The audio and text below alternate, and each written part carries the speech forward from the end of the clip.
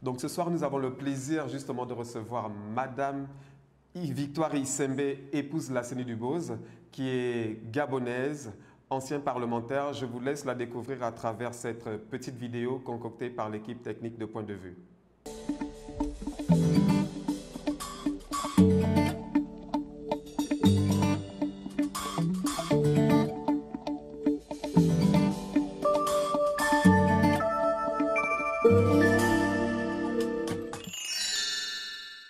Lorsque tout semble aller de travers, lorsque les jeunes sont sans repère et que l'actualité se fait de plus en plus brûlante, il est important de prendre du champ et de se tourner vers nos aînés pour s'abreuver de leur savoir et de leur expérience.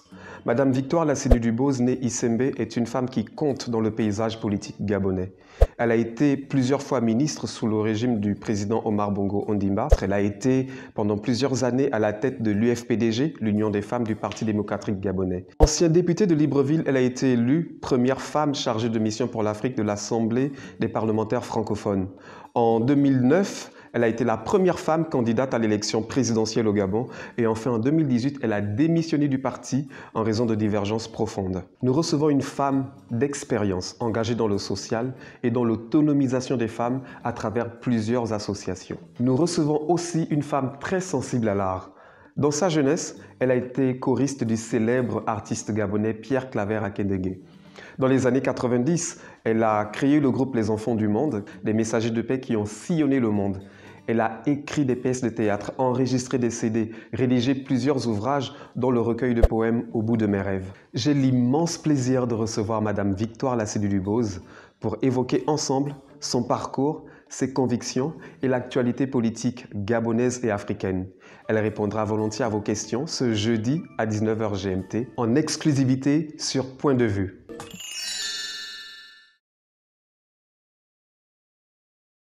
Voilà, merci beaucoup de vous connecter. Nous saluons tous ceux qui sont connectés, qui sont en ligne actuellement. N'hésitez pas à partager la vidéo, n'hésitez pas à liker et surtout n'hésitez pas à poser vos questions à notre illustre invité. Nous avons le plaisir, l'immense privilège de recevoir sur notre plateau en exclusivité Madame Victoire Lasseni Duboz, Victoire Issembe, épouse Lasseni Duboz, que tout le monde connaît au Gabon, je suppose, parce que c'est vraiment quelqu'un qui est installé dans le paysage politique gabonais. Pour la présenter de manière succincte, c'est une ancienne parlementaire gabonaise parce qu'elle a été députée et sénatrice. Et d'ailleurs, elle a été présidente du groupe PDG au Sénat.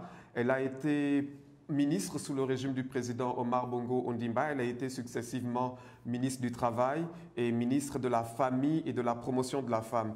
Donc c'est véritablement quelqu'un qui est engagé dans la société politique, civile gabonaise. Elle est aussi une femme d'art. Nous aurons l'occasion de venir sur son immense parcours. Madame Victoire Lasseni Duboz, bienvenue sur Point de Vue. C'est moi qui suis honorée. Bonsoir à tous. Bonsoir. Alors donc, pour précision, nous sommes à Abidjan et vous êtes à Libreville. Je vous connais depuis un certain nombre d'années parce que j'ai eu le privilège de faire partie du groupe Les Enfants du Monde que vous avez créé. Et donc depuis les années 90, je vous connais. Vous êtes un petit peu aussi pour moi comme maman et je suis particulièrement ému de vous avoir sur le plateau. Donc pour les Gabonais qui ne vous connaissent pas ou ceux qui veulent vous découvrir ou ceux partout en Afrique qui nous suivent en Côte d'Ivoire et dans d'autres pays, est-ce que vous pouvez avoir un mot pour vous présenter au-delà de ma présentation sommaire? Déjà, je voudrais vous dire merci d'avoir pensé à moi pour participer à votre émission. Je vous tutoierai. Je ne pense pas au jeune Laurent quand il était tout petit, mais je vous tutoierai aujourd'hui, vous m'en excusez. Comment je peux me présenter? Déjà, je suis née en Côte d'Ivoire à Grand-Bassam, lorsque Grand-Bassam était la capitale de la Côte d'Ivoire. Donc, je suis de cœur avec vous ce soir. Actuellement, je suis, pour ne pas revenir sur ce que vous avez dit concernant ma carrière, je suis actuellement la présidente du réseau panafricain des femmes pour la culture de la paix et le développement durable. J'ai occupé d'autres fonctions, mais j'aime beaucoup parler de mon groupe Les Enfants du Monde parce que ça a été la période la plus heureuse de ma vie, de m'occuper des enfants, de faire découvrir leurs talents, de les voir heureux sur scène, de les entendre donner des messages de paix aux adultes, parce que lorsqu'un enfant est sur scène, les parents sont émus, ils écoutent, ils sont tout oui, et ils en ont fait passer des messages. Et ça a été, je pense, la plus grande période de ma vie. La deuxième grande période, ça a été lorsque j'ai été élue chargée de mission de l'Assemblée parlementaire de la francophonie pour l'Afrique. Une grande expérience parce que j'avais comme collaborateur des présidents de l'Assemblée. Je me souviens avoir dit au président de l'Assemblée, Macky Sall, qui venait de s'exprimer au nom des autres de toute l'Afrique, je lui avais envoyé un petit mot et je lui avais dit, l'Afrique a besoin des personnes comme vous à la tête de leur nation. Le jour où je le reverrai, je lui demanderai s'il se souvient de ce petit message-là. Voilà, ça a été une très grande expérience parce que le contact surtout, le contact est très important. Et vous savez, lorsqu'on était en francophonie, que je m'occupais de l'Afrique, je retrouvais souvent dans les réunions qui ne concernaient que les Africains ce plaisir et ce désir de faire de l'Afrique une seule Afrique. Une seule Afrique, non pas au niveau des gouvernants, mais une unité de l'Afrique, parce que ça a été une grande richesse. On s'est rendu compte que la richesse que pouvait apporter la Côte d'Ivoire ou le Gabon ou le Bénin ou tous ces autres pays, le Burkina Faso, était quelque chose qui pouvait aider l'Afrique à se suffire à elle-même quand on voit toutes les richesses que nous avons dans notre continent. Voilà, je n'en dirai pas plus. Je suis mariée, bien sûr, mère de 6 enfants, tous adultes et majeurs. Voilà, je n'en dirai pas plus, je m'arrêterai là. Effectivement, merci beaucoup pour cette belle présentation, vraiment, et pour juste appuyer, c'était aussi, mon passage aux Enfants du Monde a beaucoup contribué à mes choix par la suite, notamment au niveau de la carrière, pour t'avoir, comme j'ai dit, on peut se tutoyer parce qu'on se tutoie à côté, mais vraiment, ça a été un passage déterminant pour moi et je t'en remercie, d'ailleurs, publiquement, j'en profite. Pour revenir sur ton parcours, qu'est-ce qui a motivé, on parlera bien entendu plus tard de la femme d'art que tu es, parce que vraiment tu es une femme qui est très très sensible à l'art et nous aurons l'occasion de voir l'étendue de ton implication dans le développement de l'art au Gabon. Mais qu'est-ce qui a motivé ton parcours, ton entrée en politique? Qu'est-ce qui a été l'élément moteur? Qu'est-ce qui t'a poussé à entrer ce milieu politique? Je n'ai pas choisi la politique est venue à moi. J'avais des parents qui faisaient déjà de la politique. Mon père fait partie de ces pionniers auprès des grandes personnalités comme Houphouët-Boigny, comme Amani Diori, tous ces présidents des premières heures de l'indépendance. Mon père les connaissait et à la maison, on ne parlait que de politique. Il a entraîné ma mère dans le discours politique. Donc j'ai grandi dans un moule politique. Ce qui fait qu'en grandissant, personnellement, j'avais dit à ma mère, quand je l'accompagnais pour ces réunions politiques, lorsqu'elles étaient en train de mettre en place le mouvement des femmes du parti à l'époque, ça a commencé d'abord par les Omba. Elles avaient déjà commencé à se mettre en groupe, des femmes. Et lorsque Omar Bongo arrive, ma mère m'emmène souvent à leurs réunions et on m'installait au fond de la salle. Je ne sais pas si dans l'esprit de ma mère, c'était déjà pour me mettre à l'école de la politique, mais qu'est-ce que je m'ennuyais. Je me disais, je ne ferai jamais de politique, on parle trop en politique.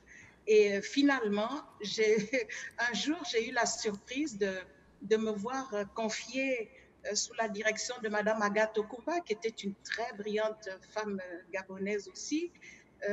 On m'avait introduite en politique pour gérer un journal qui s'appelait le journal Akassi, c'était le journal des femmes, où on parlait de tout.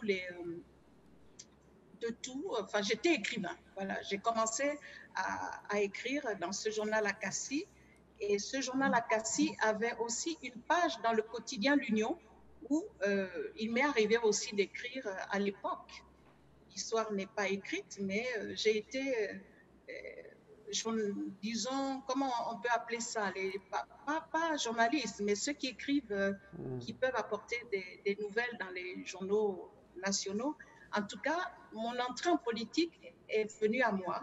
Je n'ai pas du tout fait d'effort pour y aller, parce que mes parents y étaient et parce que j'assistais ma mère quand elle allait aux réunions.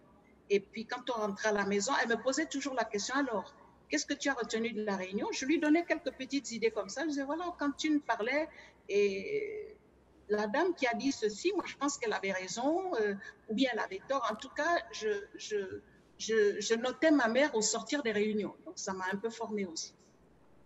Comme Voilà, quoi, c'est c'est ça très mon bien activité. pour les parents d'emmener leurs enfants, notamment dans ce genre de réunion ou autre chose, hein, pour éveiller leur curiosité. Mais je pense que c'était quand même aussi un signe du destin parce que dans mes recherches, j'ai trouvé que lors de la tournée du président Léomba en 1961, tu as été choisi, je crois, à l'école Notre-Dame de Mouila pour chanter devant lui. Et donc, c'était déjà quand même quelque chose qui relève du destin. Oui, mais oui, je pense que c'est le destin qui s'écrivait déjà. Oui. Parce que lorsque, en 1960, je devais avoir 8 ans, lorsqu'en 1960, le président Léon fait la tournée du Gabon pour remercier les électeurs parce qu'il est le premier chef d'État du Gabon, à l'école, puisqu'ils avaient choisi la cour de notre école à Notre-Dame de Mouila pour le recevoir, j'avais été choisie pour chanter devant lui. Et je l'ai fait. Donc, mon don de chanteuse vient depuis toute petite. Du coup, le fait d'avoir chanté devant le président de la République, je me suis sentie des ailes de chanteuse. Et puis, ça m'a poursuivie jusqu'à mettre en place des groupes d'enfants et faire partie des chorales, etc. Oui, oui, j'ai été Je vais en profiter choisie justement et puisqu'on c'est un bon on souvenir que je parle de garde. chant, on parle d'art, peut-être avant de venir vers des considérations beaucoup plus politiques et avoir ton avis, ton regard sur le développement de l'actualité politique gabonaise, euh, on voit quand même que tu es une femme d'art, tu as vraiment beaucoup contribué à l'art. J'ai vu que tu as été choriste de Pierre Akenenge, tu l'as accompagné dans ses tournées en Europe, en Afrique. Tu as toi-même aussi, dans mes recherches, fait un propre spectacle à toi, c'était le Victoria's Show. Tu as été invité à la télévision gabonaise, à la RTG avec les sœurs Damas, je crois que ce sont tes cousines. En tout cas, tu es vraiment impliqué dans l'art. Je pense aussi que tu as tourné avec Pierre-Marie Ndong, je crois. Tu as fait un second rôle dans un film dont j'oublie le titre et tu as participé à des pièces de théâtre. Donc tu es vraiment quelqu'un qui est porté par l'art. Oui, c'est vrai, j'ai été actrice de théâtre avec Rosira, Monsieur Mbaye Laurent, un des premiers écrivains du Gabon qui écrivait aussi des pièces de théâtre. J'ai tourné dans un petit film, enfin un grand film pour Pierre Marindon, mais moi j'avais un petit rôle dans ce film, son tout premier film au Gabon. J'ai côtoyé les gens du cinéma comme Philippe Maury. J'aurais bien voulu jouer aussi avec lui, mais je me suis mariée très jeune, donc ça a arrêté un peu ma carrière. Je me suis mariée à 21 ans et demi, donc ça a Aïe. beaucoup arrêté mon ascension dans le milieu des arts. C'est vrai que j'ai été l'une des premières choristes de Pierre Claver à Kenenge, et j'ai souvent chanté avec lui dans les grandes manifestations au Gabon, avec les sœurs Damas, comme on dit, qui étaient aussi des choristes à l'époque. C'est vrai que j'ai touché un peu à tout. J'ai même touché à la peinture avec comme professeur Monsieur Nicomisé. Mais la carrière politique a pris le dessus. Très bien. Et effectivement, bon, on reviendra là-dessus parce que tu as composé beaucoup de chansons. Tu as, je pense, 4 ou 5 CD à ton actif, dont celui notamment des Enfants du Monde. Et puis, là, j'ai entendu dire que tu avais composé l'hymne du parti, du PDG. Alors, je ne sais pas si c'est vrai, est-ce que tu peux nous situer là-dessus par rapport à l'hymne du PDG? Oui, c'est vrai que le président de la République, Feu Omar Bongo Ondimba, m'avait demandé de composer l'hymne de son parti. Je pensais que c'était une blague et une fois, on se retrouve parce qu'à l'époque, quand il rentrait de voyage, les militants allaient l'accueillir. Il a dit « Et mon hymne ». Monsieur le Président, je pensais que c'était une blague. Il dit « Non, je veux mon hymne. J'ai demandé que vous le fassiez parce que je sais que vous composez de belles chansons pour les enfants. Je voudrais un hymne pour mon parti ». Et c'est comme ça que j'ai composé l'hymne du Parti démocratique gabonais que vous entendez chanter jusqu'aujourd'hui. Voilà. Oui, Et bien celui qui voilà, les les composait, Gabonais savent effectivement. désormais que vraiment vous êtes une femme vraiment qui a contribué notamment à l'essor, à la vie du Parti démocratique gabonais. Puisqu'on est dans le cadre des anecdotes, Madame Dubose, euh, qu'est-ce que vous pouvez d'une part déjà retenir de votre longue collaboration avec le président Omar Bongo? Alors, le président Omar Bongo m'a marqué pour plusieurs raisons. Il m'a marqué parce que je me suis rendu compte que c'est un homme de reconnaissance et de gratitude. Je rentre en politique euh, parce que le président Bongo reconnaît en ma mère une des femmes qui a œuvré pour sa politique au niveau des femmes. Et d'ailleurs, ma mère fait partie des 3 premières femmes qui sont rentrées dans le bureau politique dès les premières heures du Parti démocratique gabonais. Ce que je retiens du président Omar Bongo, c'est aussi c'est lui qui s'est impliqué personnellement pour donner à la femme sa place au niveau de la nation. Pour vous donner une anecdote, lorsque les femmes se battaient, la génération de nos mères se battait pour leur place, le président s'était rendu compte que envoyer les femmes en compétition sur le terrain pour devenir des parlementaires aurait été difficile pour elles parce qu'elles n'avaient pas la culture politique, elles n'avaient pas le sens de la parole en public. Qu'est-ce il a fait? Il a pris sur lui de nommer au Parlement 9 femmes à raison d'une par province. Et ça, le fait qu'il y ait eu quand même un nombre de femmes important au niveau du Parlement vient de la volonté de ce président-là. Et quand vous êtes une femme, vous ne pouvez pas ne pas lui reconnaître d'avoir œuvré pour que les femmes occupent leur place, celle que l'on connaît aujourd'hui. Voilà. Effectivement. Est-ce que vous avez Déjà, moi, j'aimerais savoir, et je pense que la plupart d'entre nous, de ceux qui sont connectés, aimeraient aussi le savoir, comment se passe un conseil des ministres concrètement? Vous arrivez, il y a un ordre de séance par grade au niveau du gouvernement, ensuite le président arrive en dernier, qui prend la parole. Comment concrètement, c'est bien entendu trahir les secrets qui sont inhérents à ce type de fonction, mais comment se passe un conseil des ministres en fait? Alors, le Conseil des ministres, lorsque vous voyez les nominations, l'ordre dans lequel vous voyez positionner les ministres, c'est l'ordre protocolaire aussi au niveau du Conseil des ministres. Nous sommes assis côte à côte en respectant l'ordre de nomination. Comment se passaient les conseils de ministres? Écoutez, tout le monde prenait sa place. On donnait la parole dans un ordre bien précis à chacun. Mais je peux vous dire qu'il y a eu des conseils de ministres houleux. Une fois, je peux vous donner une anecdote, ce n'est pas un secret. Le président pose la question à un ministre sur l'avancement des dossiers. Je ne donnerai pas de détails pour pas orienter les recherches de ceux qui nous écoutent. Et le ministre lui dit que ce n'était pas le document, le dossier n'était pas encore prêt. Mais j'ai vu le président taper du poing sur la table au point de faire voler les feuilles en disant « ça fait trop longtemps que j'en attends ce dossier. À chaque fois que l'on vient au Conseil des ministres et que l'on vous pose la question, ce dossier n'est pas prêt, je prendrai les mesures qui s'imposent. » Et au prochain Conseil des ministres, il n'était plus là. Le monsieur avait perdu sa place parce que le président s'était rendu compte, parce qu'il disait, le président avait dit, lorsque les Gabonais se fâchent, on ne voit que moi. Et donc, puisqu'on ne voit que moi, je prendrai les mesures qui s'imposent. Il avait perdu son poste à cause de ça.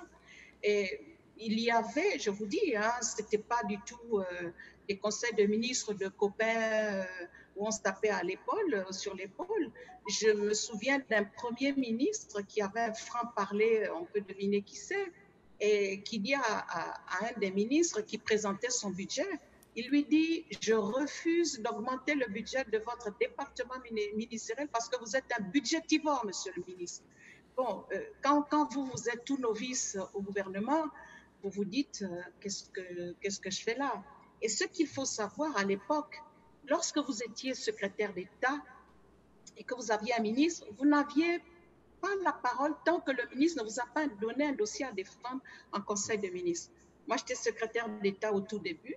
Et au cours de ce Conseil des ministres, le président de la République, Omar Bongo Ondimba, dit votre collègue Victoire Lasseni-Dubose a un dossier à présenter.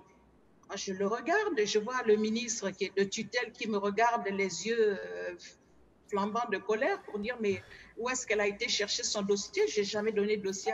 Alors je me lève, je vais à côté du président de la République, je dis mais monsieur le président, j'ai pas de dossier, j'ai jamais pas demandé de dossier. Il me dit mais attends, c'est pas toi qui es venu me voir pour me demander le retour du nom de Dieu dans la Constitution? Ben, je te donne la parole, défends-toi. Oula, je suis revenue à ma place sans préparation, sans rien.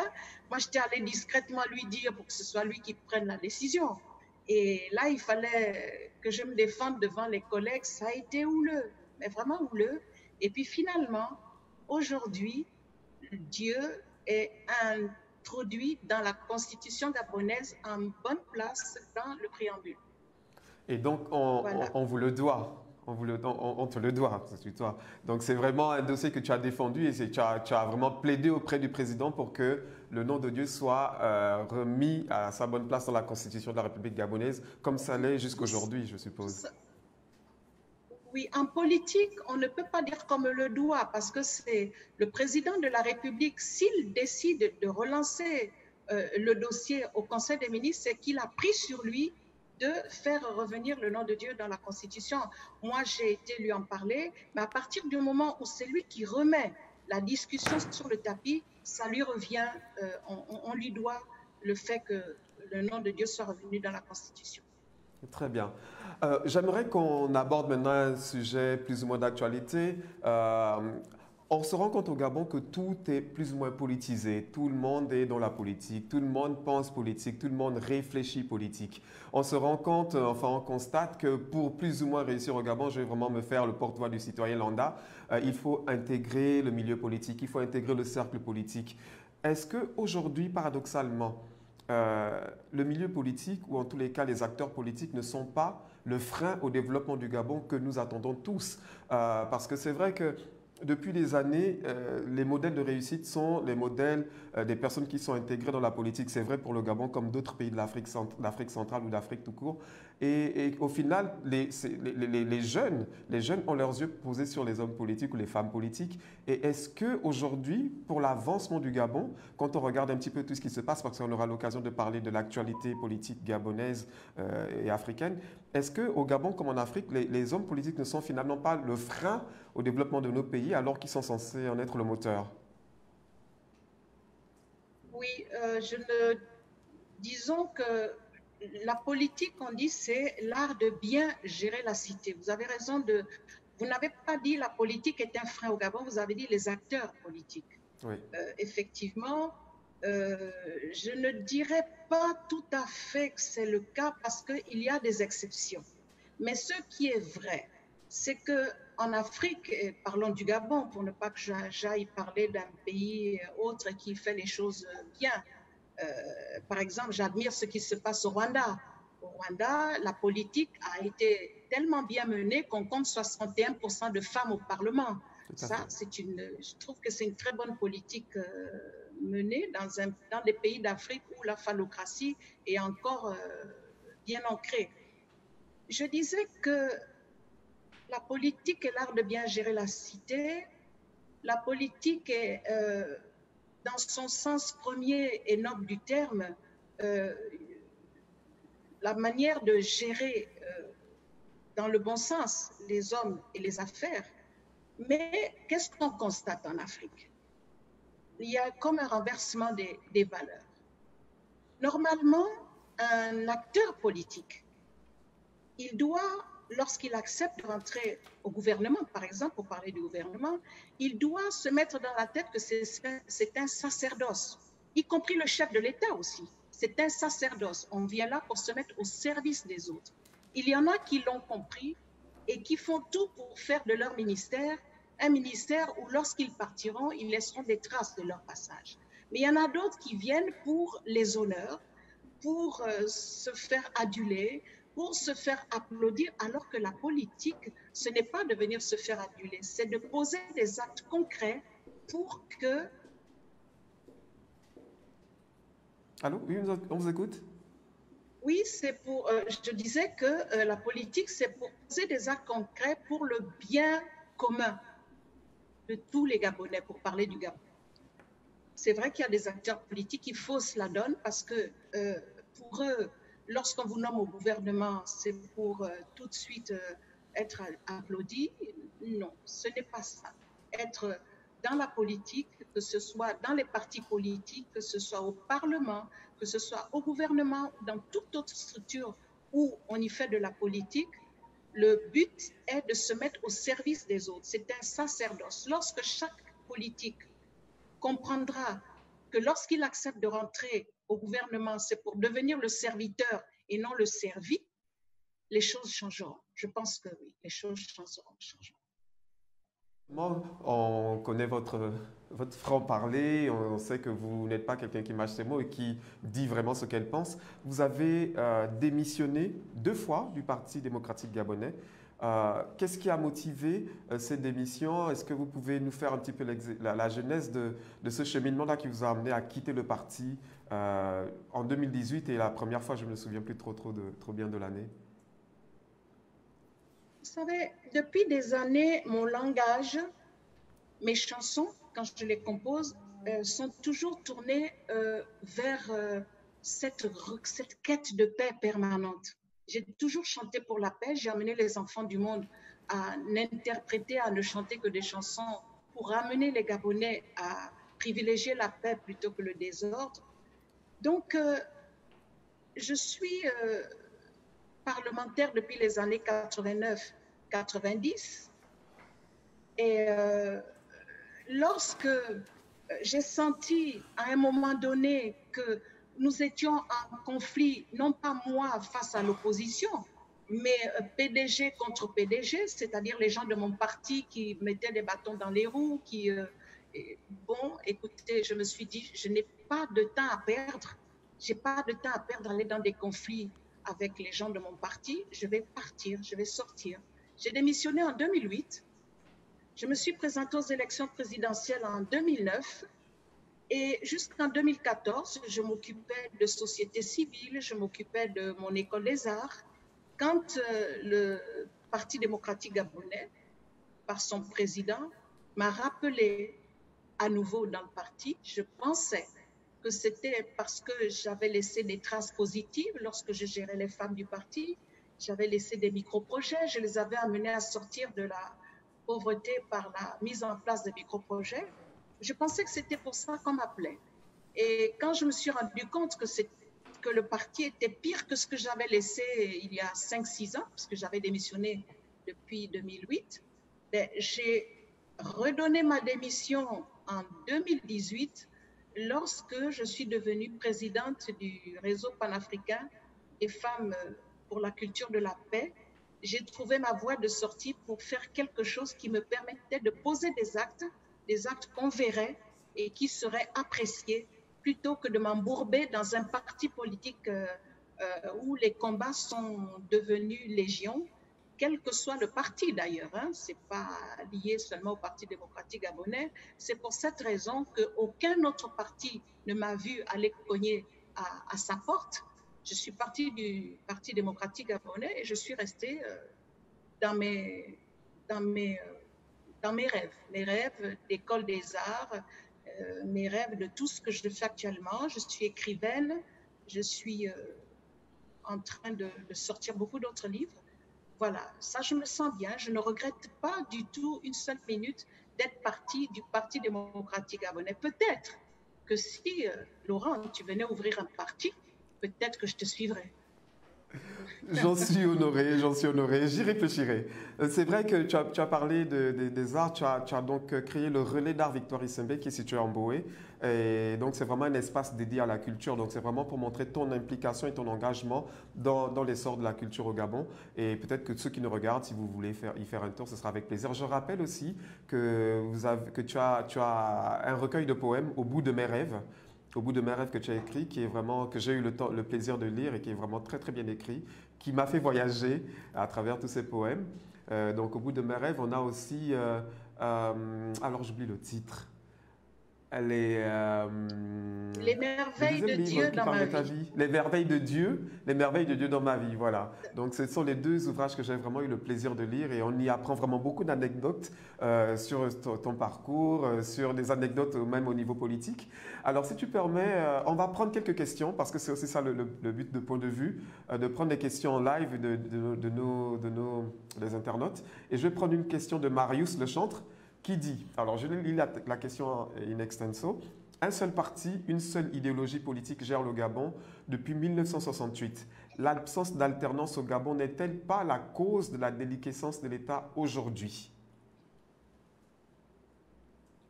Je dirais que c'est depuis 1990 qu'il y a le multipartisme. Hein. Il n'y a pas qu'un seul parti qui gère. Je me souviens, en 1990, j'étais déjà au Parlement et à cette époque, il y avait 63 députés de la majorité et 57 de l'opposition. C'était quand même très serré. Hein. C'était très serré. Donc l'opposition aussi a géré à un moment donné, il faut le dire. Euh, le manque d'alternance, oui et non. Moi j'avoue. Et je suis atypique dans ce sens où j'aime dire ce que je pense. Je ne veux pas qu'on oriente mes pensées parce que je suis du Parti démocratique gabonais ou parce que j'étais du Parti démocratique gabonais. Je dois dire tout est beau, tout est heureux. On connaît mon franc-parler, vous l'avez dit.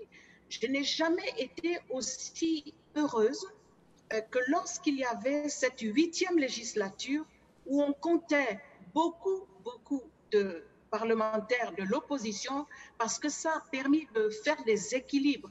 Le gouvernement faisait attention parce qu'il savait qu'à n'importe quel moment, ça pouvait basculer. D'ailleurs, l'anecdote que je voudrais donner pour dire à ce monsieur qu'il n'y a pas qu'un seul parti qui a géré, c'est que le Premier ministre Oyemba a eu droit à une motion de censure. Et on s'est rendu compte que parmi les membres du Parti démocratique gabonais, il y en a qui ont voté contre lui. Et il a été sauvé par 2 voix. 2 voix. Donc c'est pour vous dire qu'il y avait une opposition importante. C'est après que l'opposition s'est affaiblie. Il ne faut peut-être pas toujours regarder du côté du parti au pouvoir ou de la majorité. Pourquoi l'opposition s'est affaiblie? Peut-être qu'on aurait dû laisser la majorité gouverner et l'opposition jouer son rôle, mais à un moment donné, le président de la République, Omar Bongo Ondimba, craignant une guerre civile et craignant le désordre dans le pays, a réuni autour de lui des responsables de l'opposition et leur a demandé de rentrer au gouvernement. Ils ont accepté de rentrer au gouvernement pour gérer la nation ensemble. Le message du président, c'était, au lieu de crier à l'extérieur, venez à l'intérieur, nous allons gérer ensemble le pays. Peut-être que tout a basculé à ce moment-là parce que les militants n'étaient pas d'accord, ils ne se sont pas retrouvés dans ce choix des leaders d'opposition d'être entrés dans le gouvernement. Mais je dis qu'à un moment donné, c'était nécessaire qu'ils rentrent dans le gouvernement pour apporter leur part aussi à la gestion du pays. Je pense qu'il y a beaucoup de raisons pour lesquelles le pays va à volo. Il y a, c'est vrai, cet ancrage où on n'arrive pas à voir sortir des personnes de l'opposition pour gérer. Mais je peux dire qu'aux dernières élections, et le désordre est jusqu'ici, mais si vous voulez que je dise la vérité, qu'est-ce que je dirais? Je dirais que ce soit la majorité ou l'opposition, dans les urnes, tout le monde triche. Et c'est celui qui est le plus grand à avoir tripatouillé les urnes qui passe. C'est ça en Afrique. Et même en France, et même aux États-Unis, vous l'avez vu. Vous l'avez vu à une époque où les urnes ont été contestées et où chez les autres, on démissionne quand on te découvre tricheur. Mais chez nous, ben, excusez-moi, je vous le dis, tout le monde touche aux urnes, quels que soient les partis. Peut-être qu'il faudrait maintenant qu'on laisse le peuple s'exprimer et obtenir les résultats parce que c'est la voix du peuple. Peut-être qu'il faudrait qu'on en arrive là. je ne sais pas si j'ai bien répondu à votre question, mais c'est ce que m'inspire comme réponse la question que m'a posée Marius. Le chantre, c'est Effectivement, ça. effectivement, il faut, moi je pense qu'il faut, effectivement, c'est un échange aussi que nous avons, laisser vraiment le jeu démocratique se faire, de manière à ce que celui ou la personne qui a été choisie par le peuple soit effectivement déclaré vainqueur. Mais est-ce que le jeu n'est pas biaisé à la base? Parce que si on regarde l'architecture institutionnelle ou même l'architecture qui gère les élections, on se rend compte par exemple que le président de la Cour, la présidente de la Cour constitutionnelle étant choisi par le président en place, va forcément, on va dire, plus ou moins penché pour celui qu'il a choisi, celui ou celle qu'il a choisi. Et si en fait on arrive à mettre beaucoup de transparence, non seulement au niveau du choix des personnes qui gèrent les institutions qui sont chargées de valider le processus électoral, et puis même en amont au niveau du décompte des voix, si on arrive à mettre en place une transparence au niveau des procès-verbaux, bureau par bureau de vote par bureau de vote, peut-être effectivement qu'on arrivera à un schéma où la sincérité du scrutin ne sera plus entachée et remise en cause. Je suis d'accord je sais pas si on veut dire tu ou toi. On se Choisissons un tu tutoie. parce que je passe au On se bout. tutoie. On va se tutoyer. Voilà, on se tutoie. Voilà, ce que tu dis est bien vrai. Je te donne vraiment un exemple typique. J'ai été candidate en 2009. Mais comment tu peux expliquer que j'avais 0 voix dans le bureau où moi-même j'ai voté? Ça ne s'explique pas. C'est pour dire que ça viendra un jour. On arrivera un jour où les urnes parleront, où ce sera le choix des militants, ce sera le choix plutôt des électeurs qui parlera, et pas toujours le choix de vouloir maintenir au pouvoir les mêmes groupes, disons le Parti démocratique gabonais, puisque c'est le cas aujourd'hui. Ce parti m'a beaucoup donné. Je ne suis pas en train de le fustiger aujourd'hui. Hein. Je suis en train de dire ce qui est. Ce qui est. Les élections en Afrique, au Gabon, tout le monde a cette manie de toucher aux urnes. Et puis, n'oublions pas que les opposants d'aujourd'hui sont les grands PDGistes d'hier. Il ne faut pas l'oublier. Donc, ils ont été aussi à bonne école. Ils savent comment ça se passe. Mais ce que je souhaite vraiment, c'est qu'à l'avenir, et je pense que pour les dernières élections,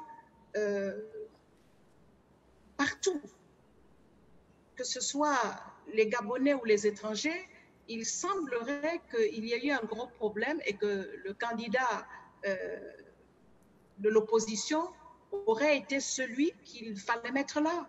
Mais c'est l'histoire de l'Afrique et je pense que c'est l'histoire du Gabon. Je suis convaincue que les choses vont changer. Plus on va avancer et plus la vérité sera celle qui sera respectée.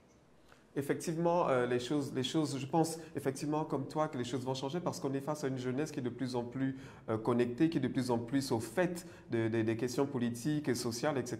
et qui s'engage dans la société civile. On voit par exemple, on a des exemples concluants au Sénégal, où on a une société civile vraiment active. Donc je pense qu'au fur et à mesure de l'éveil de la société civile, notamment au Gabon ou d'autres pays comme le Cameroun, les choses iront vers plus de transparence. Je vais prendre une question de Mathéo Gislin qui dit Madame Lassini, vous avez été députée du premier arrondissement, premier siège de Libreville pendant une décennie. Quelle a été votre plus grande réalisation en tant que parlementaire? Ah, ma plus grande réalisation, il y en a beaucoup. Hein. Il y a. D'ailleurs, j'ai discuté avec un Gabonais hier qui disait qu'il ne comprend pas pourquoi, lorsque j'étais députée, je mettais en place des fontaines publiques, je mettais en place des passerelles pour les populations, pourquoi je réfectionnais les dispensaires et les écoles. Ce n'était pas mon rôle, c'était le rôle du maire ou du gouvernement. Je lui ai répondu qu'un député africain est obligé de faire plus que ce que disent les textes. Les textes disent consentir l'impôt, voter le budget, etc., enfin, voter les lois, pardon, mais le député africain ne peut pas se comparer aux députés qui ont des démocraties d'avance sur nous. Lorsque vous êtes député d'un siège électoral, où vous vous rendez compte qu'il n'y a pas d'eau dans une zone, qu'est-ce que vous faites? Vous allez vous asseoir à l'Assemblée et vous dites, je suis là pour voter les lois, consentir l'impôt, etc. Et puis, lorsque les populations, vous allez les voir, vous leur dites, non, je ne suis pas là pour m'occuper de vos affaires. Non, vous dites aux populations ceci. Je suis un député, je n'ai pas de budget. Je n'ai pas de budget pour faire ce que vous me demandez de faire. Parce que les populations ont des doléances. Mais vous dites à vos électeurs, mais j'irai voir le gouvernement qui est chargé de faire ces travaux-là. Et vous vous engagez. Il faut aller voir le ministre de la Santé en ce qui concerne les problèmes de dispensaires. Il faut aller voir le ministre des Travaux publics en ce qui concerne les routes. D'ailleurs, pour la route d'Okala, ça fait partie du travail que j'ai fait. Et je n'ai pas honte de dire que c'est le ministre Zakari Miboto, à l'époque ministre des TP, que j'ai harcelé, qui a fini par faire goudronner cette route qui part de l'école vers l'intérieur d'Okala. Donc, monsieur, je crois avoir répondu. Je ne peux pas dire tout ce que j'ai fait. J'ai organisé des concours pour les femmes pour qu'elles puissent avoir un meilleur étalage dans les marchés. J'ai encouragé les femmes à s'autonomiser. Oui, beaucoup de choses ont été faites. Et si M. Ghislain veut faire un tour dans le premier siège du premier arrondissement de Libreville, il y trouvera encore des passerelles dont certaines ont été baptisées par les populations à mon nom. Il trouvera le dispensaire d'Okala qui était fermé pendant plusieurs années et qui fonctionne. Il trouvera l'eau, l'électricité qui n'arrivait pas dans certaines zones et qui y sont. Il trouvera l'école publique, des charbonnages qui n'existaient pas et que j'ai obtenu directement en allant plaider la cause des populations auprès du chef de l'État et appuyé par, à l'époque, le ministre d'État Oyemba, qui était ministre de la Planification. Il y trouvera le lycée d'Ondogo. Je ne dis pas que c'est moi qui l'ai fait, mais je suis allée voir les ministres concernés et je me battais, je les harcelais pour que mes populations, du moins ceux qui m'ont élu, puissent avoir gain de cause. Et aujourd'hui, on peut faire le tour du siège, ils trouveront des témoignages qui diront que le député Victoire Lasseni-Dubose s'est occupé de ses compatriotes. Très bien. Nous saluons ceux qui nous rejoignent. Merci beaucoup de nous rejoindre pour cet échange. En tout cas, point de vue, a le plaisir de recevoir Madame Victoire Issembe, épouse Lasseni-Dubose. Je vais prendre une réaction de Axel Oura, qui nous dit: j'ai eu l'opportunité de séjourner une semaine durant en Terre Sainte aux côtés de cette dame. J'ai pu vivre son engagement, sa foi, son attachement à la paix. Quel message peut-elle transmettre à cette jeunesse exposée au discours de haine et de division qui pullulent dans les discours des hommes politiques et dans les réseaux sociaux? Axel Oura. Je dirais aux jeunes, les jeunes, nous autres, notre génération, on a un pied plus près de la tombe que vous. Lorsqu'un adulte de notre génération vous demande de tout casser, de tout piller, de tout saccager, cet adulte ne vous aime pas. Il est en train de mettre entre vos mains les armes pour détruire votre avenir. Parce que lorsque vous cassez aujourd'hui, demain, nous ne serons plus là. Et c'est vous qui allez reconstruire. Donc, vous allez prendre du retard par rapport aux acquis. Alors, je dirais aux jeunes aujourd'hui, ne faites pas comme les adultes.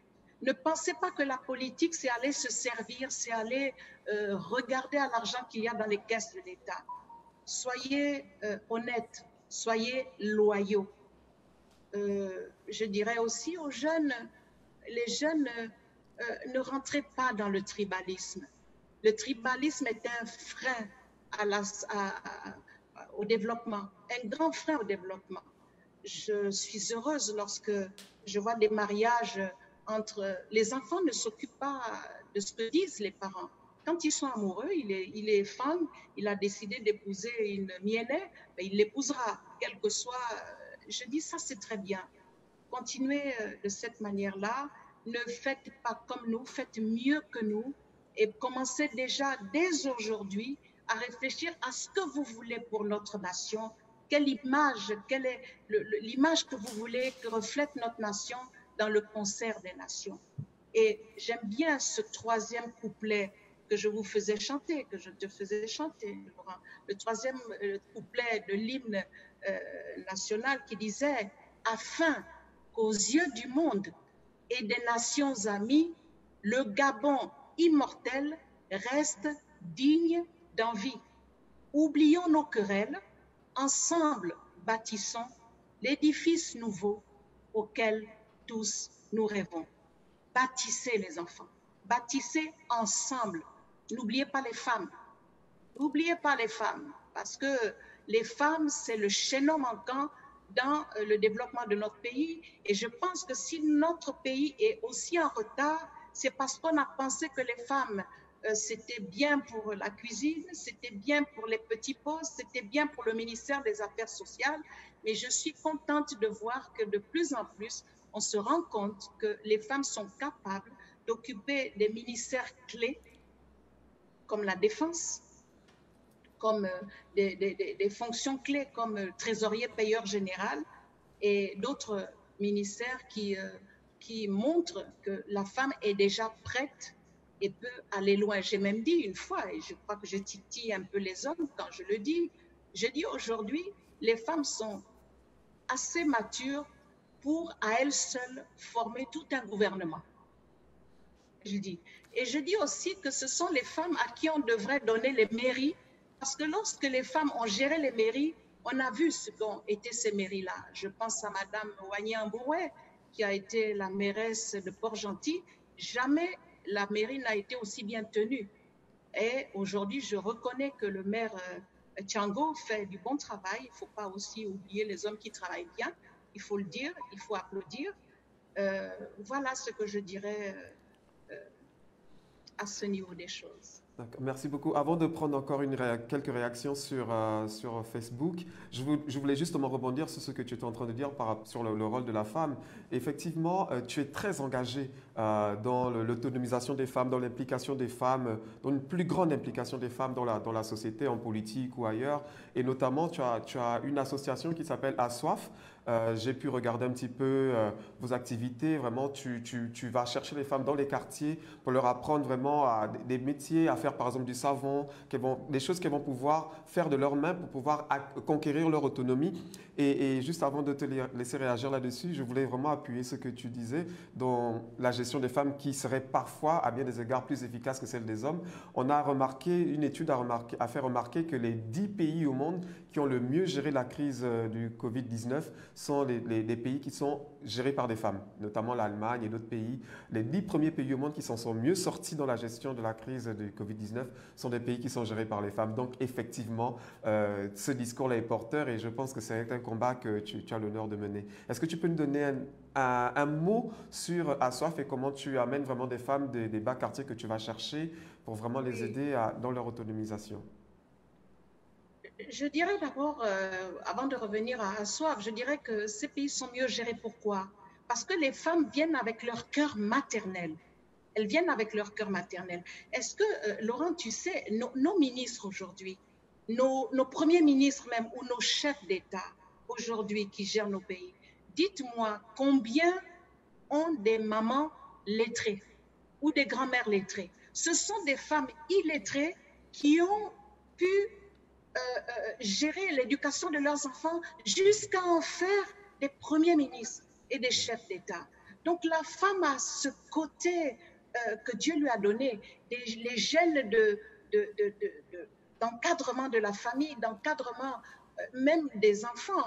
Les femmes peuvent gérer des enfants seules.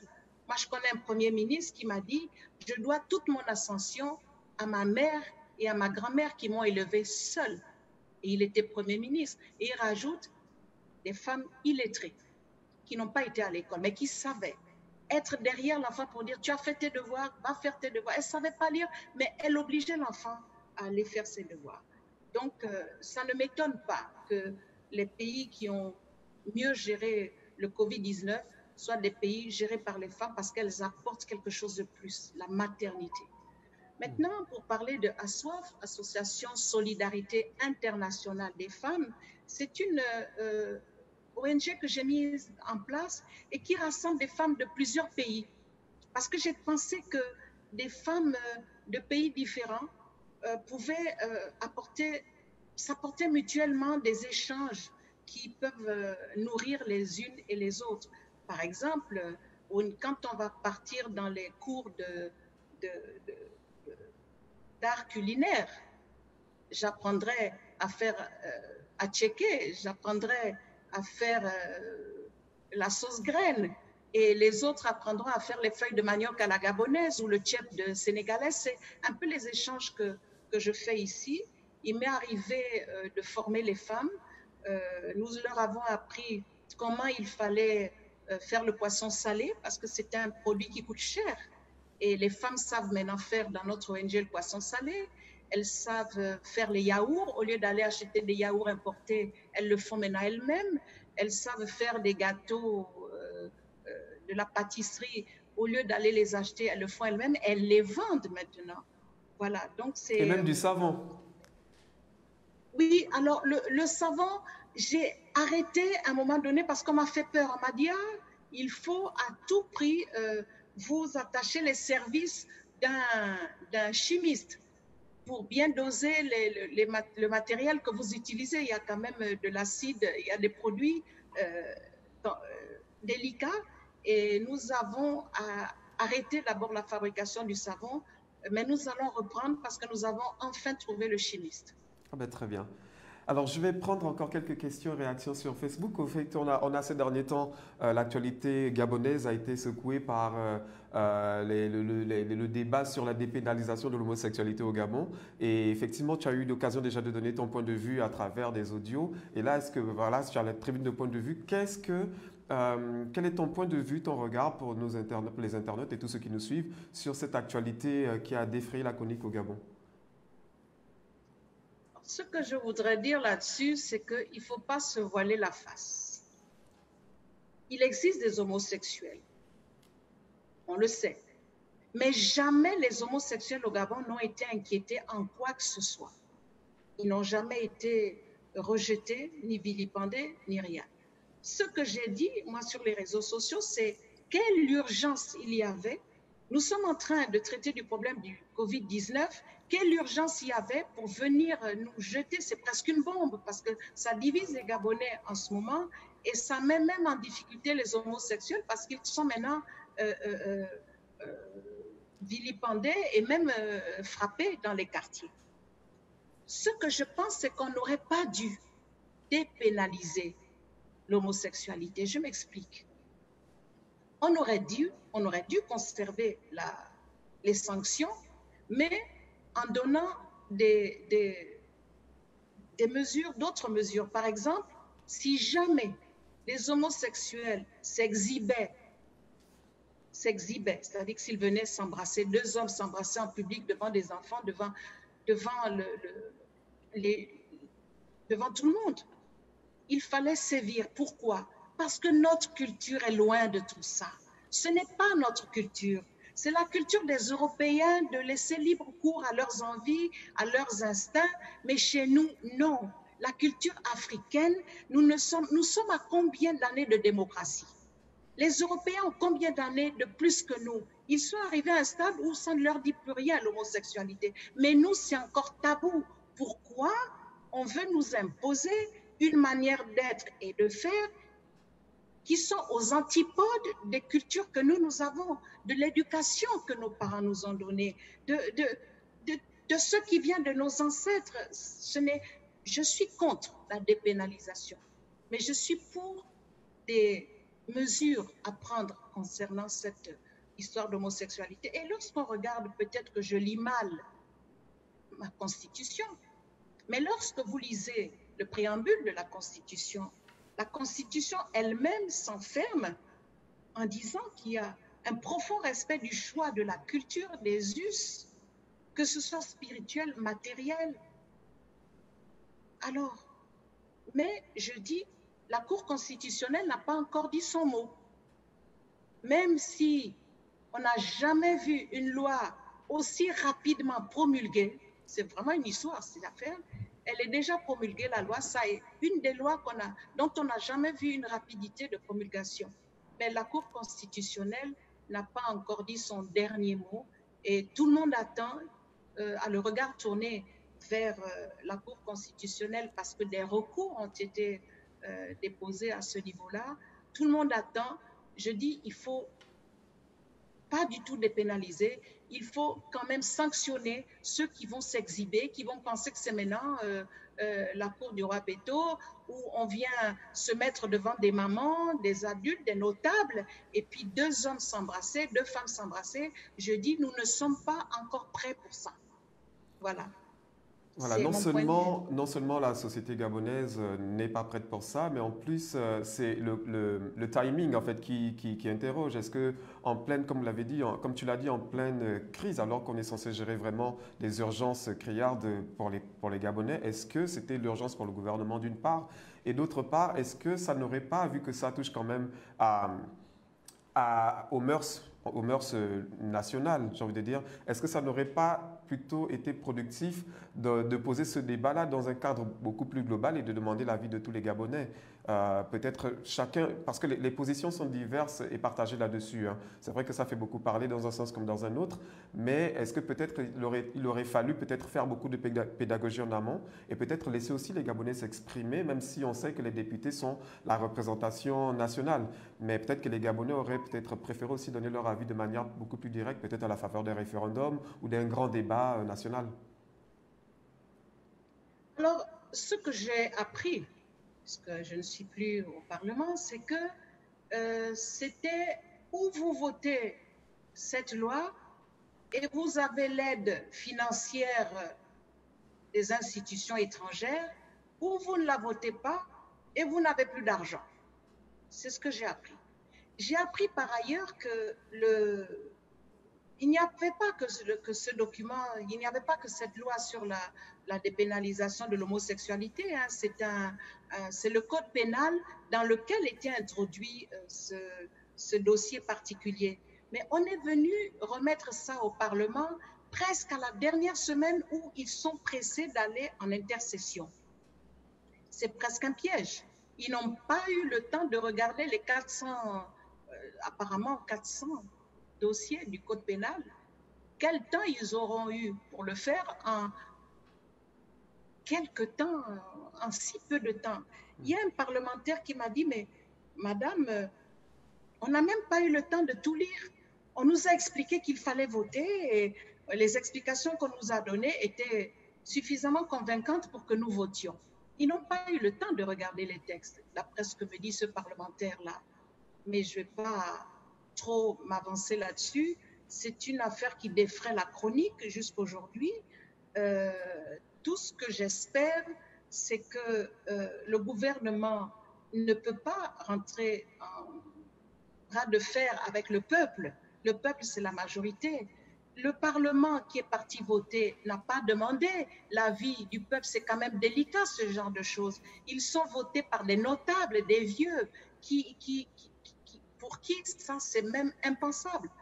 Je pense qu'on aurait peut-être dû faire un référendum, je ne sais pas, je m'avance peut-être trop, pour que chacun s'exprime et que le vote qui sort de là permette de dire aux Européens, on n'a pas pu prendre la décision, il fallait que l'on demande au peuple, parce que dans notre culture, ça ne se passe pas comme ça. Ce qui n'empêche pas d'aimer ces personnes qui, parfois, que l'on trouve dans nos familles, on ne les a jamais rejetées, on ne les a jamais, comme dit chez nous, quelle est la maman qui jette son enfant dans la poubelle parce que son enfant est menteur, voleur ou homosexuel? Mais ça n'a jamais fait de bruit jusqu'à présent. C'est maintenant qu'on a exposé les homosexuels. Ils n'étaient pas exposés avant.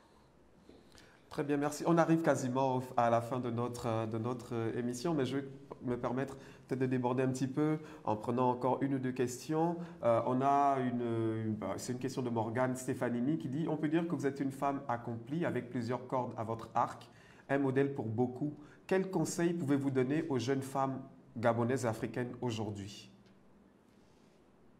Alors, je suis en train de monter sur Internet un site où je vais former les femmes en politique, les femmes et les jeunes qui voudront, hein, pour leur dire ce qu'il faut faire, ce qu'il ne faut pas faire, ce qu'il faut éviter et et pour lequel il faut foncer.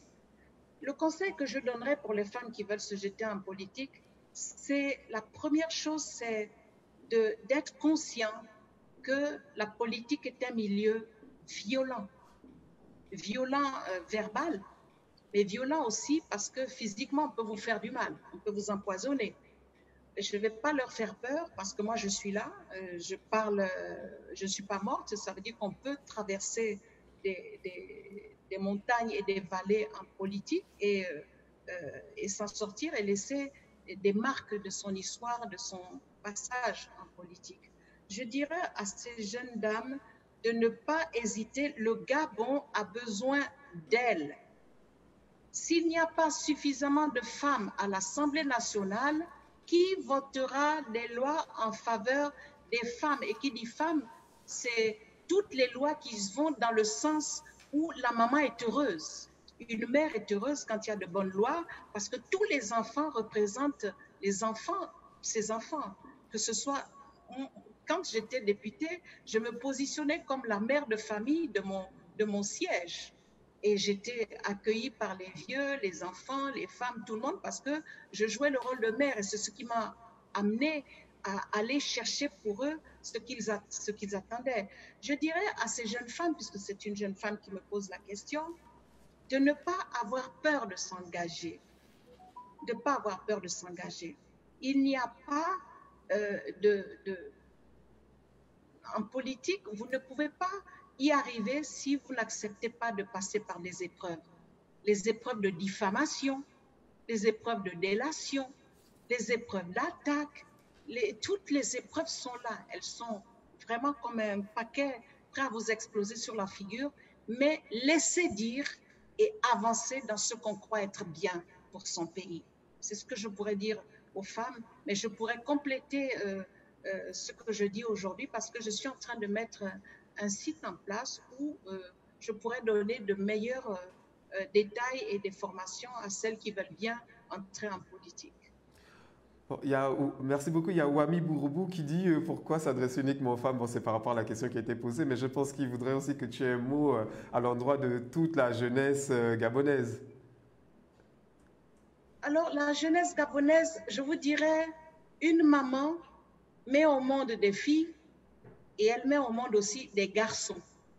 Donc, à la jeunesse gabonaise, filles et garçons, je dirais ce que j'ai dit tout à l'heure, faites mieux que nous. Ne nous regardez pas et ne passez pas votre temps à critiquer, à regarder ce qui n'a pas été bien fait. Dites-vous, ça n'a pas été bien fait. Mais commencez déjà à réfléchir sur ce qui peut être mieux fait pour que lorsque vous arriverez aux affaires, vous veniez avec des idées toutes prêtes pour que le Gabon décolle et ne stagne pas. Je dirais aux jeunes gens, aux jeunes filles, que ce que je viens de dire aux femmes, ce Gabon a besoin de vous tous. Il a besoin de vous tous, à quelque niveau que ce soit.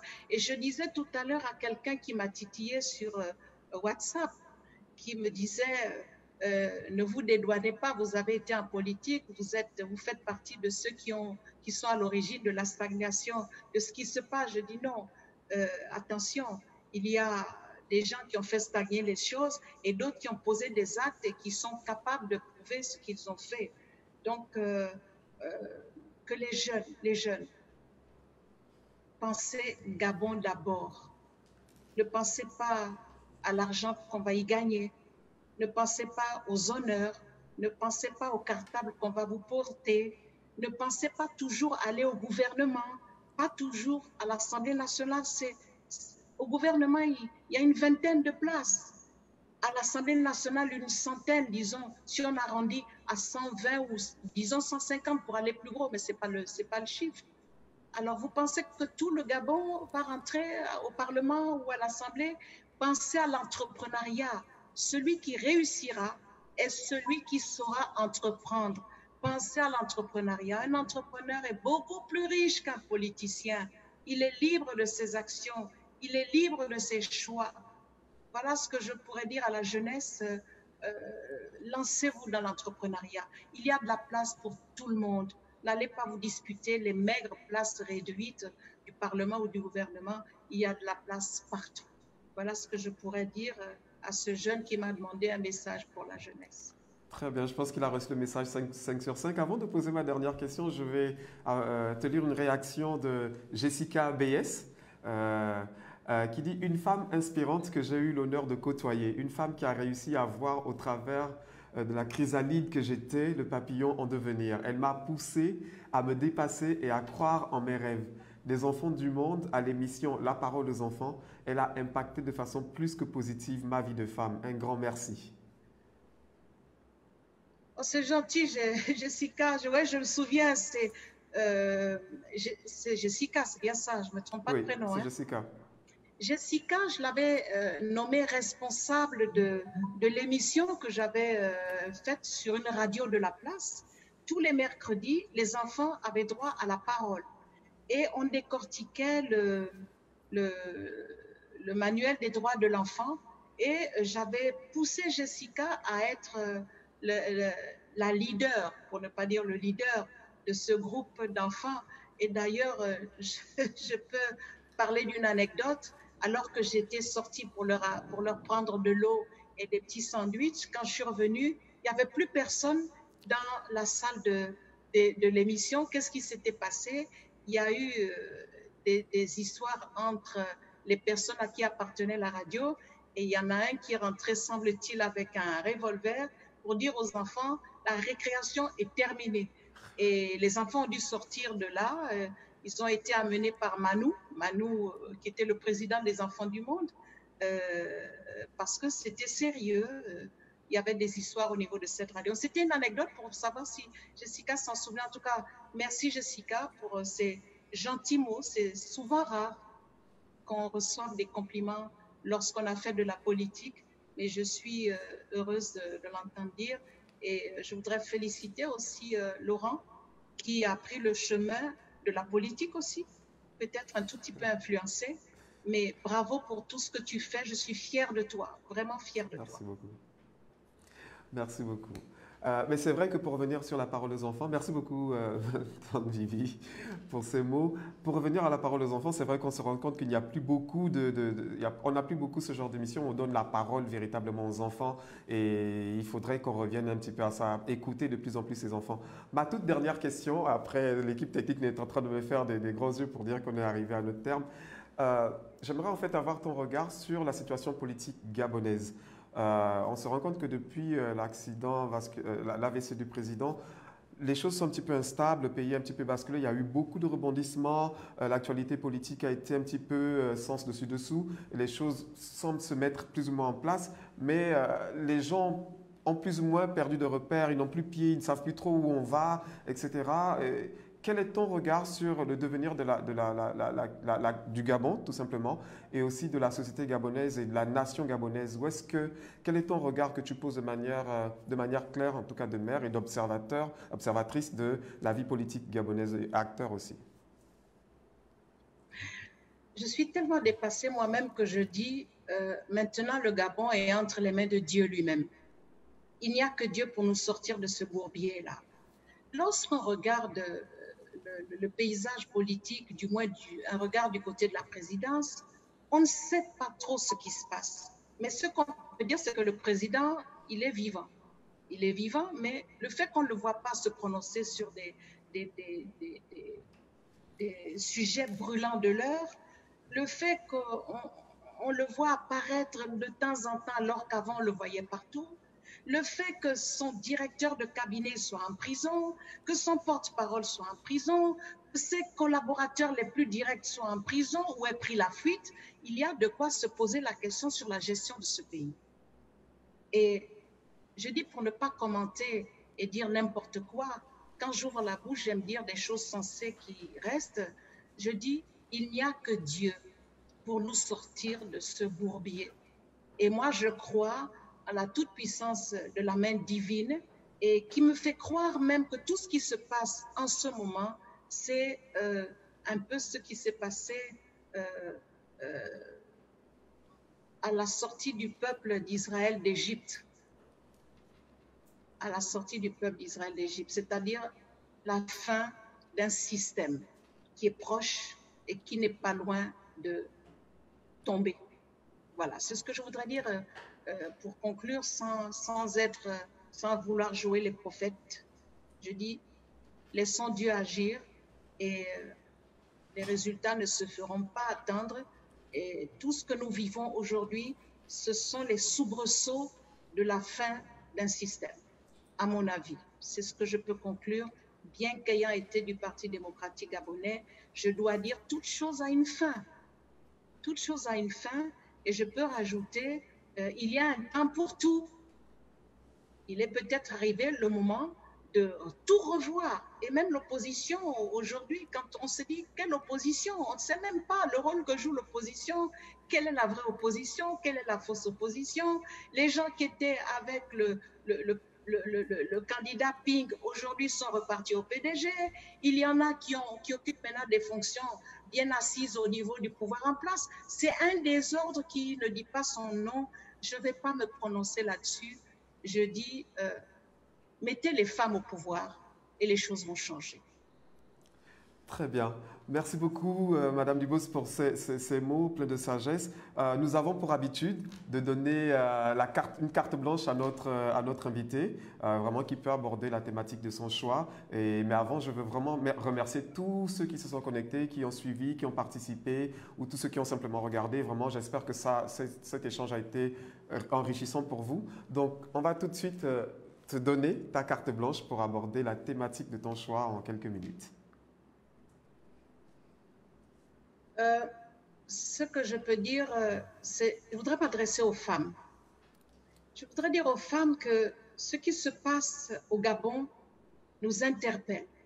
Nous interpelle, nous, en tant que mères de famille, parce que tous les Gabonais, qu'ils soient hommes, femmes, jeunes, vieux, ce sont nos enfants. Considérons-les comme nos enfants. Nous ne devons pas voir notre pays aller à la dérive et ne rien faire et ne rien dire.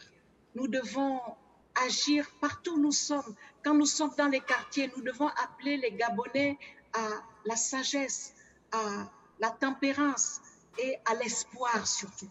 L'espérance que les choses vont changer. Nous n'allons pas continuer à vivre ce que nous vivons ici éternellement. Il y a une fin à tout et il y a un bonheur à creuser, un bonheur à fabriquer nous-mêmes. Et c'est ce que je voudrais dire aux femmes, c'est notre rôle à nous. C'est notre rôle à nous de nous mettre, non pas à jouer le même rôle que les hommes, mais à jouer le rôle qui est le nôtre, c'est-à-dire le rôle de la maternité, celle qui sait porter, qui sait en même temps donner des fessées, mais qui sait aussi en même temps câliner et embrasser l'enfant. Voilà ce que je dirais. Sauvons le Gabon, sauvons notre pays, parce que ce pays, nous le préparons pour toute une jeunesse qui arrive et il faudrait que nous leur laissions un pays suffisamment assis pour que eux, en prenant la relève, laissent aussi aux générations qui viendront plus tard un Gabon de plus en plus beau, de plus en plus grand, de plus en plus fort. Voilà ce que je vais dire à la fin de cette émission. Je vous remercie, vous et toute l'équipe que j'ai vue tout à l'heure au moment des tests. Merci à vous tous et bien des choses à toute la Côte d'Ivoire, qui est mon pays de naissance et dont je suis fière.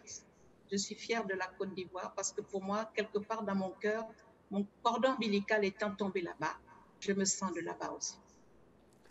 Merci beaucoup, Madame Victoire Lassouni-Dubos, d'avoir accepté de participer à Point de Vue. Merci beaucoup pour ces paroles pleines de sagesse. Merci beaucoup pour votre franc-parler. On a besoin de plus en plus d'hommes et de femmes politiques qui disent les choses vraiment comme ils ou elles le pensent et ça nous fait beaucoup de bien. Je remercie vraiment tous ceux qui se sont connectés, tous ceux qui ont participé. Comme tu l'as justement dit, je remercie également toute l'équipe technique, Arnaud, Willy, Quentin, Charles Drac, Serge, Stéphanie et Titus qui se sont prêtés au jeu aujourd'hui pour que nous puissions avoir une bonne réalisation de cette émission.